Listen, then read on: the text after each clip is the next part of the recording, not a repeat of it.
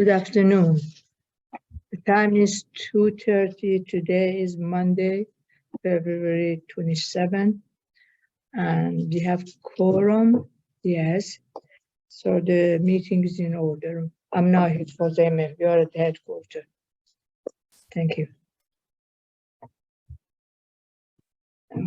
Why is it like that? Oh, sorry. Sorry, my computer is getting, okay. President report, I just want to thank the staff for doing the audit, with everything went smoothly, and we are out of trouble. Right, David?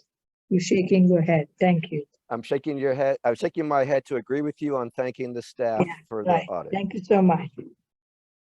Addition and change it to the agenda. Do you like to change the agenda? No, because Madam we have President, new business, old business, so we can talk about that. Madam President, Yes, sir. I don't have a change to the agenda, but I was wondering if we could have a moment for board member comments. Go ahead. It's him. It's his volume. The thing is, yeah, sorry guys, we have a little bit of problem in Well, here. Apparently the others can hear me, but We can hear you, David. It's just very low. And so Okay. we're all sharing a computer here. Off my, Oh, that's so much better. Yeah. all right, time Okay, for a new computer for sure. thanks, David. Your hand is up. Go ahead. No. Yes, so I just wanted to, I know that an esteemed Montgomery County passed away last week, and I thought that it might make sense to say something about former Kensington Mayor Jane Plank, who was the first woman elected as Kensington Mayor and the first woman You can elected say it, yes, of the Maryland Municipal League. right. And I know that she served 4 terms as mayor, and she did it in the 70s, I believe. And I know that she also served during the Reagan administration in the federal government, so she had a life of service. And it was my honor to meet her at our swearing-in ceremony 4 years ago in 2019, and she was just as nice as could be. And of course, I'm leaving out what would be the headline perhaps today, which is that she's the mother of the inspiration behind Under Armour. Thank you, David. Yes. Actually, I know her since 70. We both were baby, of course. And, Of course. and then because they served something in going back to my old country. And then, we were friends for that long. So today, as a matter of fact, after the meeting, I'm going to go to her memorial service. So hopefully we make the meeting short. Yes, and I know that Diane is there this afternoon as well, Yes. which is why she's not here. Yes. Okay. Campaign contribution. Who is the rich one? I have nothing. Anybody has? No. Okay. Thank you then. Public comment. Lisa. Yes, Ms. President, we have someone who submitted public comments, Ronza Othman, President of the National Federation of the Blind of Maryland. The comments were distributed to the board. I believe she is going to speak. Yeah. And just Jerry is there. Jerry, I'm not sure what number she's calling in from or how she's identifying themselves. If one of the attendees is here on her behalf, if you could raise your hand. Yes. Lisa is checking. Maybe she does different number. I don't know what it is represented. Ms. Marino, do you remember when these comments were distributed in writing to the board? Yeah, today. Today? Okay, I'll have to go back and check. Me too. You want to give those on this page? 10:36 this morning is when the email went out. Oh, So anyhow, we can go Yeah, on. And if don't have it. anytime she comes, Lisa will ask Jerry to put her on, okay? Yes, that would be great. Can I just say, Madam President, that I met her. I was testifying in Annapolis on one of the bills, a different bill, on Friday. And she actually, after my testimony, asked me to chat about the bill that she is wants to speak to us about, which also was heard on Friday, but I merely watched that particular hearing. But I think she has a very interesting perspective that I think would be, the board would be interested in talking to her. Yeah, we will be happy when she comes. Otherwise, you can add more if you wish later on. Election director report. Good afternoon. My name is Boris Brajkovic. I'm election director for Montgomery County Board of Elections. I will just go briefly through the director's report that was submitted to the board, and it will be posted on our website. Draft minutes of board's January 23rd meeting and agenda for February 27th meeting were circulated to the board on February 17th, along with the budget expenditures document. The agenda for today's meeting was posted on our website on February 17th. Director's report and the report on manual audit of 2022 general elections were provided to the board on February 23rd, and it will be posted on our website upon this meeting. It's already posted, sorry for that. In regards to action items from previous meetings, Maryland State Board of Elections Administrator's letter to the Montgomery County Board of Elections, which was dated February 9th, and regarding Albert Sensor and protection of the information and data used to conduct elections, was forwarded to the board members on February 10th this year. That letter will be on our website after this meeting. Grant agreement between Center for Tech and Civic Life and Montgomery County, dated October 27, 2020, was shared with the board members on February 10th, and again will be available on our website. A board member asked information about Eric, and the following information was shared with the board through the director's report. Eric data that is shared and matched includes voter registration data from Eric participating states, data from participating states Department of Motor Vehicles, Social Security Administration's death records, and National Change of Address program. This data is shared with the local boards in the form of in-state address changes, in-state duplicates, cross-state address changes, death notifications, and NCOA address updates. Those were the action items from the previous meetings that the staff prepared for today's meeting. When it comes to voter registration statistics, the monthly report for January 2023 was distributed to the board members on February 1. As of that date, there were 678,959 active voters in Montgomery County, with 54,842 inactive, for the total of 733,801 voters. Personnel, board staff completed the process of selecting a candidate to fill a vacant office service coordinator position with voter services. Onboarding of the successful candidate is expected upon completion of all background checks. An administrative specialist 2 position that will be responsible for budgetary and financial aspects of the department has been advertised. Necessary documents for an information technology technician 3 position that will be responsible for voting equipment has been submitted to the Office of Human Resources, also to be advertised.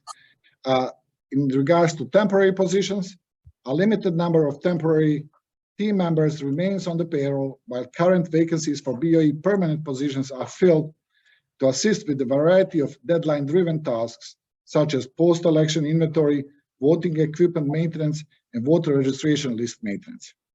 Boris? Yes. Before you leave personnel, could you tell us who is the person who encumbered the position of office services coordinator? Linda Carr. Thank you.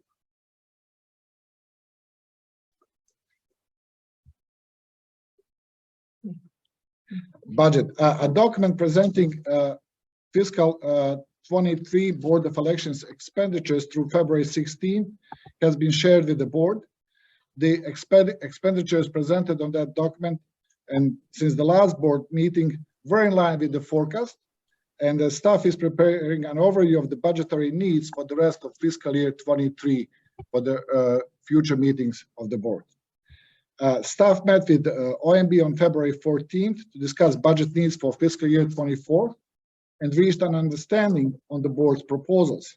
Subsequently, the election director met with the county executive and OMB to review the board's enhancements requests in advance of the meeting with the board.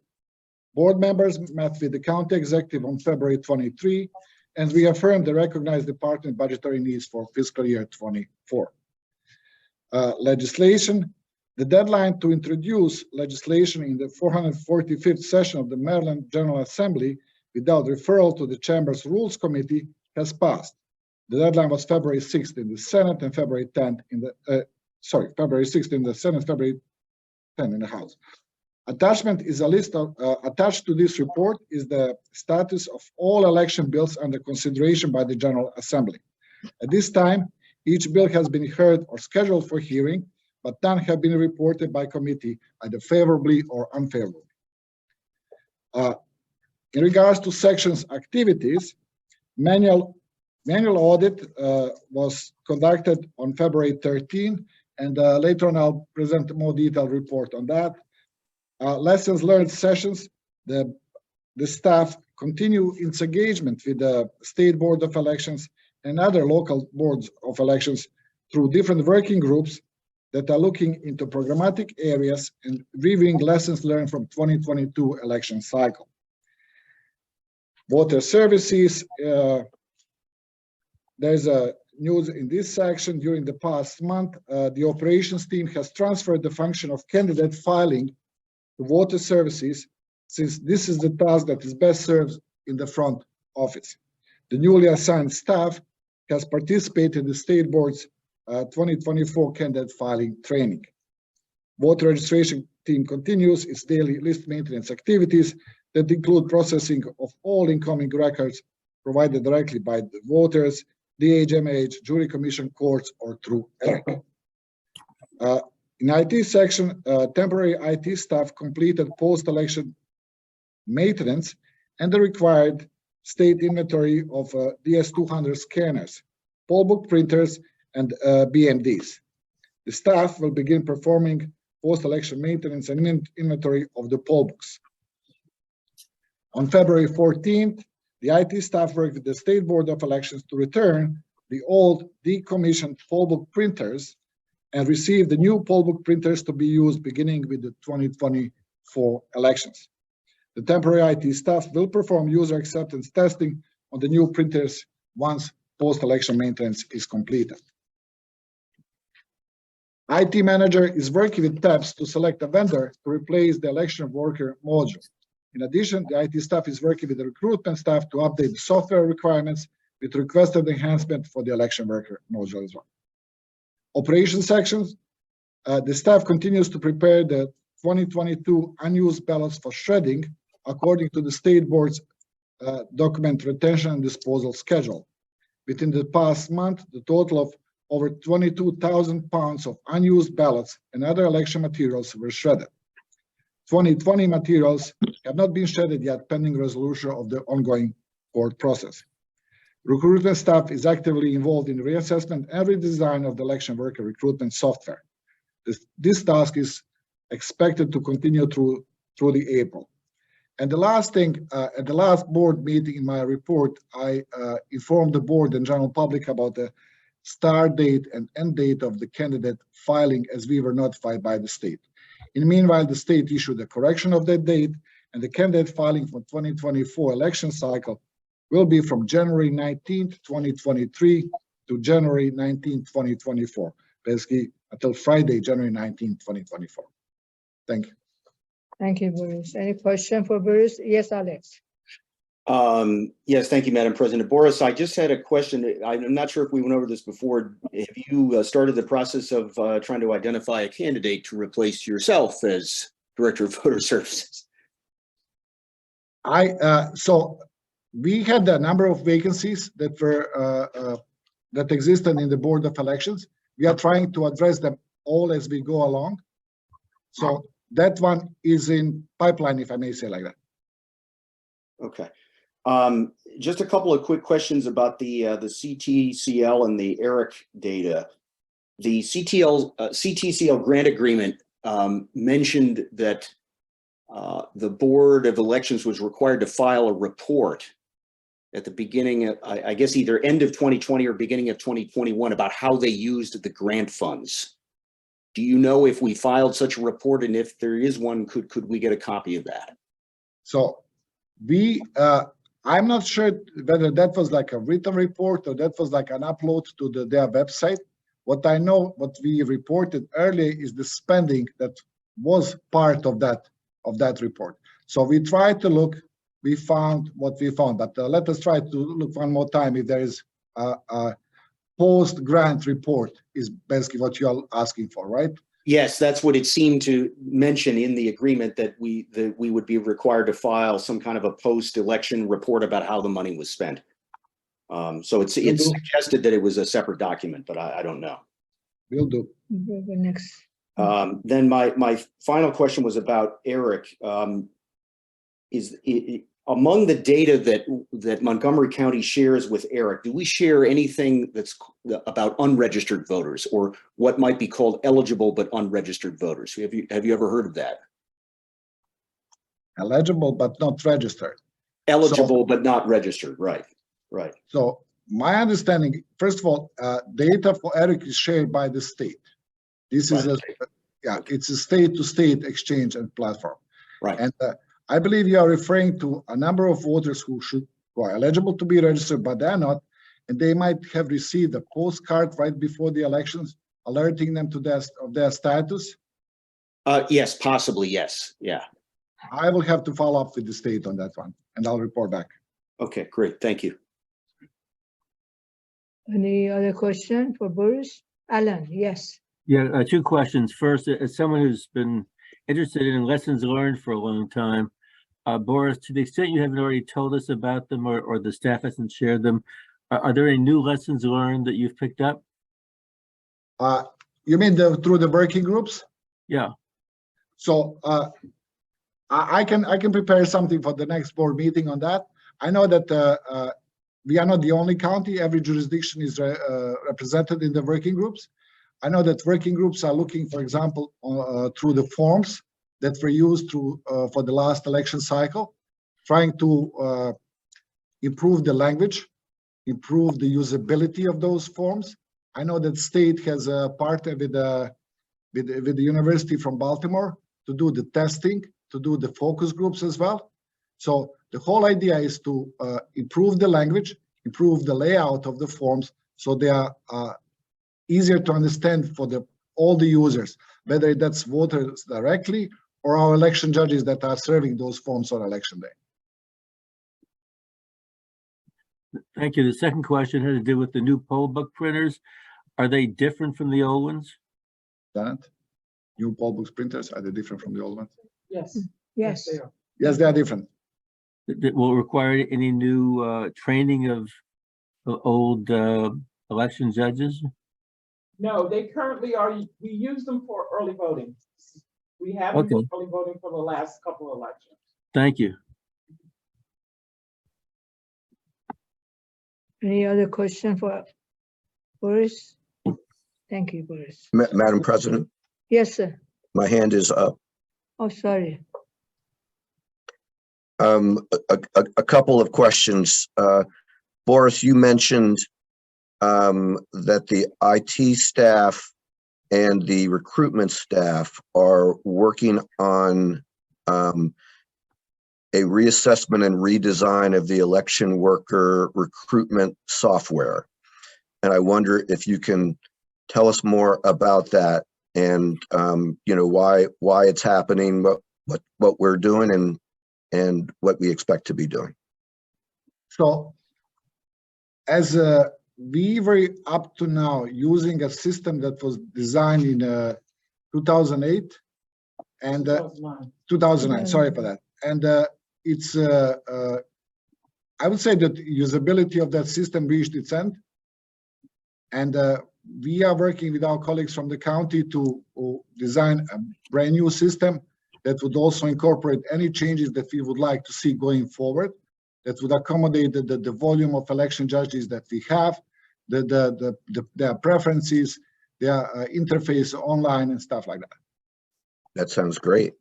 Can we hear more about it as kind of progress is made? And will that new system also be able to, and maybe even the current system does this, but will it be able to manage people who are requesting not to work the whole day on election day, but to work partial days? We already do that. We have like a half shift, and we can at some point when we go through all the potential enhancements, put something together as like a short brief. Where are we heading with the new system? That would be great. Thank you. And then my last question, and I don't know if this is for you or if this is for Kevin, but your report says that we are shredding 2022 ballots, a lot of unused ballots, but that the 2020 materials have not been shredded yet pending resolution of the court process. Maybe this is just something we need to be reminded of, but I was just wondering, is there something in the courts that is preventing us from declaring the 2020 election to be over? It's Kevin. Sure. The Gibson case that I briefed you on over the last couple of board meetings, part of the relief requested was that none of the 2020 election materials be shredded. So once that case is over, we will go ahead and be able to do that. But for now, we're erring on the side of caution and not destroying anything that's related to the 2020. So that case involves a request to review that information. Is that why? Correct. Okay. That's the suit against the counties, the Center for Tech and Civic Life, and the State Board of Elections. Oh, that's where they're right. contesting, they're challenging some of the validity of some of the information in the 2020 election. Right. I think you mentioned that last month. So, Yeah. so do we know what the time frame is for when that is likely to be resolved? Well, Judge Gallagher dismissed the case for lack of standing under 12B1 of the federal rules. They then filed a motion for reconsideration, which has now been fully briefed. And I guess Friday or Thursday, they filed a motion for the case to be transferred to the multi-litigation jurisdiction docket, which I don't think is going to get granted. I suspect the case is going to be over in the next 60 days. Okay, thank you. Thanks. Thank you. Any more question for Boris? Board attorney. Well, Yes. David stole my thunder because I was going to give you an update on Gibson, which I've just given you. I apologize. You know, Boris put it in his report. You know, There you so, go. That's yeah. all I had. Yeah. That's it? That's it. Thank you. New business. We're going to talk about manual audit report. You got it. Okay. Just very briefly, I prepared a page-and-a-half overview of the manual audit that will be placed on our website together with the results that were shared with the board. The manual audit is a result of the election law requirement, which requires the election officials to manually audit a sample of voted ballots after each general election. The manual audit determines whether the voting system accurately counted ballots during the 2022 general election. The Montgomery County Board of Elections was tasked to manually tally a sample of votes cast for governor, lieutenant governor, and compare the results of the manual tally against the results from the voting system. The manual audit was conducted on February 13th, as announced at the board meeting on January 19th. As per state's procedures, a public notice of the manual audit was published on our website and on social media, and a copy of the public notice was placed at the main entrance at the Board of Elections offices. Also, per state procedures, we notified the chairs of the county central committees of Democratic Party, Republican Party, and Green Party, as well as State Libertarian Party and Working Class Party. We also notified Mr. Kyle Sefik, the only filed write-in candidate for 2022 general gubernatorial election. The audit took place in our building in our offices, and it was open to public, and it was live streamed with the link provided at our website. 4 observers were present in person and 3 online in the course of the manual audit.